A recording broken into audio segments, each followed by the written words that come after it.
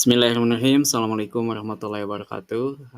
Buat sahabat yang akan mendaftar sebagai pengawas TPS, terutama yang masih pemula atau yang fresh graduate, di sini saya akan memberikan sedikit gambaran bagaimana sih cara kerjanya pengawas TPS pada saat pemungutan suara dan pemilihan suara di pemilu 2024 nanti. Nah, nanti teman-teman kalau udah terpilih jadi pengawas TPS, pekerjaan utamanya itu kan pas ketika, saat pencoblosan atau pemungutan suara. Nah, yang pertama teman-teman saat sudah sampai nanti di TPS, di tempat pemungutan suara, teman-teman nanti harus yang pertama itu tugasnya menyaksikan pengambilan sumpah bagi KPPS dan Linmas atau petugas ketertiban TPS pada saat sebelum pemungutan suara dimulai. Nah, teman-teman tinggal saksikan aja ya ketika anggota KPPS melakukan sumpah pemilu 2024. Ini bisa kalau harus didokumentasikan boleh dengan foto ya, kalau enggak juga gak usah. Kemudian yang kedua, teman-teman nanti akan memeriksa kelengkapan pemungutan surat suara apakah masih dalam keadaan tersegel. Nanti teman-teman lihat kotak suaranya harus dipastikan semuanya masih tersegel ya, belum dibuka. Nah, contohnya tuh seperti ini teman-teman. Nanti pengawas itu akan memeriksa. Nah, di sini tuh ada pengawas, ada saksi ya yang lagi berdiri ini contohnya. Nah, akan melihat pembukaan kotak surat suara dari KPU dari KPPS teman-teman ya. Jadi dipastikan ini masih tersegel. Nah, nanti dibuka bersama-sama sambil dilihat ya, sambil disaksikan. Nah, kemudian selanjutnya teman-teman nanti akan melihat apakah di dalam kotak suara itu ada surat suara, ada tinta, ada paku ya untuk mencoblos itu dan bantalannya. Kemudian ada sampul kertas, ada karet pengikat suara, kantong plastik, formulir model C hasil ya, C hasil dari pemilunya, kemudian alat bantu untuk tunanetra atau disabilitas. Nah, kemudian selanjutnya apa saja sih apa yang harus kita lakukan ya? Nah,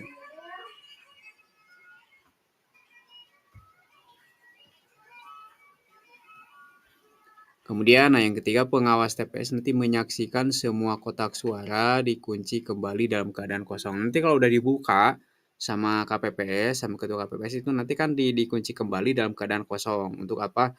Untuk menyimpan nanti surat suara yang sudah dicoblos nanti ya teman-teman. Nah, jadi nanti si ketua KPPS itu akan mengunci kembali dan kuncinya itu akan ditujukan sama teman-teman sebagai pengawas dan juga kepada saksi ya. Nah, kemudian kita nanti akan melihat teman-teman lokasinya. Nah, teman-teman bisa melihat posisi saksi ada di mana ya, posisi pengawas di mana. Nah, ini contoh gambarnya teman-teman ya. Di sini tuh ada posisi saksi, jadi harus teman-teman lihat. Jadi teman-teman itu duduknya bersama saksi di sini ya. Nah, duduknya bersama saksi di sebelah belakang, duduk mengawasi aja.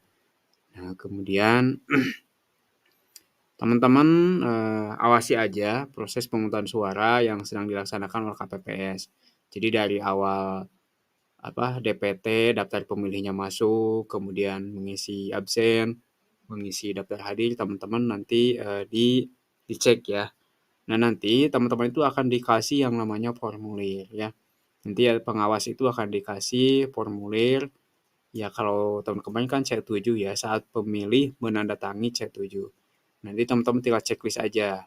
Checklist DPT yang hadir atau pemilih yang hadir. Nanti ada formulirnya. Cara pengisiannya nanti akan disampaikan oleh pengawas kecamatan dalam pelatihannya atau dalam bimbingannya. Kemudian selanjutnya teman-teman harus memastikan bahwa nama pemilih itu sesuai dengan daftar nama yang tercantum di DPT. Nanti kan teman-teman akan mendapatkan salinan DPT, DPTB, dan DPK dari KPPS. Nah, kemudian teman-teman harus memastikan pemilih pada saat akan melakukan pemilihan atau pemungutan suara atau pencoblosan itu tidak memiliki tanda khusus di tangannya ya, atau bekas-bekas tinta atau bekas-bekas setelah telah memberikan suara. Jadi harus terlihat si tangannya itu masih masih bersih gitu. Kemudian selanjutnya teman-teman harus memastikan setiap surat suara yang diterima itu harus dalam keadaan baik ya. dan tidak rusak. Jadi surat suara yang udah ditandatangani sama ketua KPPS itu nanti harus dalam keadaan baik ya, bagus, tidak rusak, tidak robek gitu. Serta memastikan setiap surat suara sudah ditandatangani oleh ketua KPPS. Nanti akan ada simulasinya teman-teman ya. Kemudian apabila ada pemilih menggunakan KTP elektronik dan dia tidak punya DPT atau tidak punya daftar C6-nya. Nah, maka pemilih itu dapat memilih nanti setelah jam 12 waktu setempat. Setelah semua DPT itu selesai, teman-teman ya, yang sudah tercantum di daftar pemilih tetap. Kalau ini kan dia bawa KTP doang, gitu, nggak bawa surat formulir pemilihan atau pencoblosan. Kemudian selanjutnya, teman-teman harus memastikan para penyandang disabilitas tetap dapat menggunakan hak pilihnya. Ya, bisa dibantu mungkin dibawa bantu jalan ya, dengan didampingi pendamping yang menandatangani formulir C3. Jadi didampingi lah gitu, sama pengawas atau sama saksi atau sama yang lainnya. Dan nanti juga ada alat bantunya teman-teman ya. Kemudian selanjutnya, nah bagi pemilih yang tidak dapat berjalan atau tidak bisa jalan kaki, nah nanti pendamping membantu menuju bilik suara dan pencoblosannya dilakukan oleh pemilih sendiri. Jadi bantu untuk jalan kaki aja. Nah ini harus dipastikan sama pengawas itu terlaksana gitu kan, baik yang disabilitas maupun juga yang tidak bisa berjalan.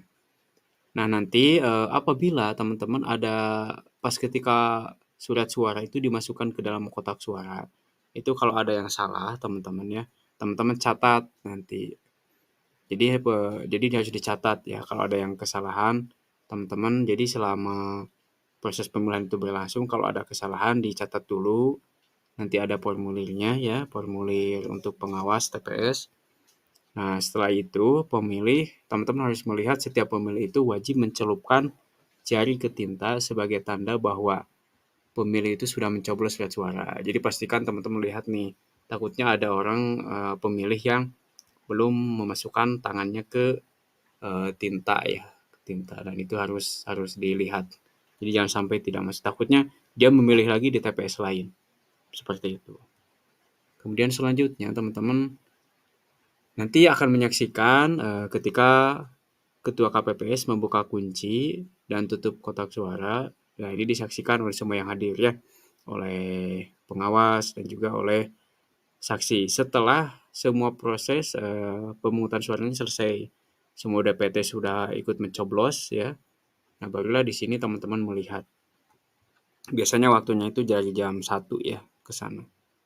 Nah, kemudian teman-teman sebagai pengawas nanti akan melihat bagaimana mengeluarkan surat suara dari kotak suara dan diletakkan di meja ketua KPPS. Nah, ini proses sebelum pencatatan atau penulisan pleno ya teman-teman. Nah, kemudian selanjutnya petugas KPPS nanti akan mencatat jumlah surat suara yang terdapat di dalam kotak surat suara dengan jumlah pemilih yang hadir dalam formulir model C7. Nah, ini mah hanya tugas KPPS teman-teman ya. Jadi teman-teman pengawas itu hanya melihat saja, kemudian mengamati ya, kalau ada yang salah bisa dikoreksi seperti itu. Nah, kemudian teman-teman nanti petugas KPPS akan membuka surat suara lembar demi selembar. Kemudian memeriksa pemberian tanda coblos pada surat suara. Nanti akan diumumkan sah atau tidak sahnya. Teman-teman tinggal lihat aja apakah itu surat suaranya sah atau tidak ya. Nah, kemudian nanti si KPPS itu akan membuka surat suara selembar demi selembar. Nah, nanti setelah dinyatakan sah atau tidak sah, akan dicatat oleh tim penulis yang ada di papan pleno ya, yang biasanya dalam bentuk pagar-pagar. Nah, ditulis. Nanti teman-teman bisa melihat sebagai pengawas dan juga saksi. Nah, kemudian selanjutnya nanti ditunjukkan kepada saksi, kepada pengawas, anggota KPPS, pemantau, dengan ketentuan satu surat suara dihitung satu suara dan dinyatakan sah atau tidak sah. Jadi satu itu satu ditulisnya ya, jangan sampai dua. Nah, nanti KPPS itu akan memastikan seluruh pemilih DPT, DPTB, dan DPK telah memberikan suaranya. Nah, di sini teman-teman nanti akan menceklis apakah semua DPT ini sudah mencoblos atau belum. Nah, di sini ada keterangannya ya, sudah mencoblos, laki-laki, kemudian pemilih, DPT-nya siapa namanya, statusnya DPT, DPTB atau DPK. Nah, di sini akan ada ya. Nanti ini dilihat di formulir yang sudah diisi oleh KPPS ya, teman-teman. Kemudian teman-teman juga akan melihat nanti memastikan seluruh pemilih DPT, DPTB, DPK telah memberikan suara. Jadi gak ada yang terlewat ya. Kalau ada yang datanya telat harus ditunggu sampai jam 1 ditutup. Nah, nanti teman-teman juga harus memastikan bahwa petugas KPS telah mencatat jumlah surat suara sah dan tidak sah. Nah, seperti yang di papan ini ya, ini adalah jumlah surat suara yang sah yang diperoleh oleh nama calon contohnya ya, seperti ini. Kemudian selanjutnya, nah kalau pas ketika pembacaan surat suaranya sampai malam hari, teman-teman harus memastikan lokasi TPS itu cukup penerangannya ya. Jadi nggak gelap teman-teman, takutnya kalau gelap kan nggak kelihatan gitu ya. Jadi teman-teman pengawas itu harus memastikan lampunya itu caang gitu ya. Nah kemudian ya ini ya sama ya. Kemudian nanti saksi atau pengawas TPS dapat mengajukan keberatan kepada KPPS dan pengawas TPS kalau ada kesalahan penulisan dalam papan pengumuman atau maksudnya itu salah memasukkan pagar-pagarnya itu ya, nilai-nilai surat suara sahnya. Nah, nanti bisa diperbaiki langsung. Nah, kemudian teman-teman harus melihat bagaimana ketika KPPS memasukkan hasil pemungutan suara dan penghitungan suara ke dalam kotak suara. Nah, ini dokumennya teman-teman ya, nanti dimasukin. Kalau yang 2024 mungkin nanti akan berbeda lagi, cuman gambarannya itu seperti ini. Nah, barulah di sini nanti saksi dan pengawas TPS ya teman-teman akan mendapatkan salinan hasilnya, model C hasilnya dari KPPS. Baik hasil dari pemilihan presiden, kemudian anggota DPR, dan yang lain-lainnya teman-teman ya. Itu pasti akan mendapatkan salinannya. Nah, itu teman-teman nanti setelah selesai teman-teman akan melihat anggota KPPS menyampaikan atau mengantarkan kotak surat suara ke kecamatan atau ke desa. Nah, itu teman-teman ya, kerjanya itu hanya mengikuti saja, mengawasi, dan nanti akan ada alat kerjanya yang harus ditulis oleh teman-teman. Yang harus diisi nanti akan saya bahas di video sebelumnya, di video selanjutnya. Terima kasih, semoga bermanfaat. Jangan lupa bantu like, comment, dan subscribe. Assalamualaikum warahmatullahi wabarakatuh.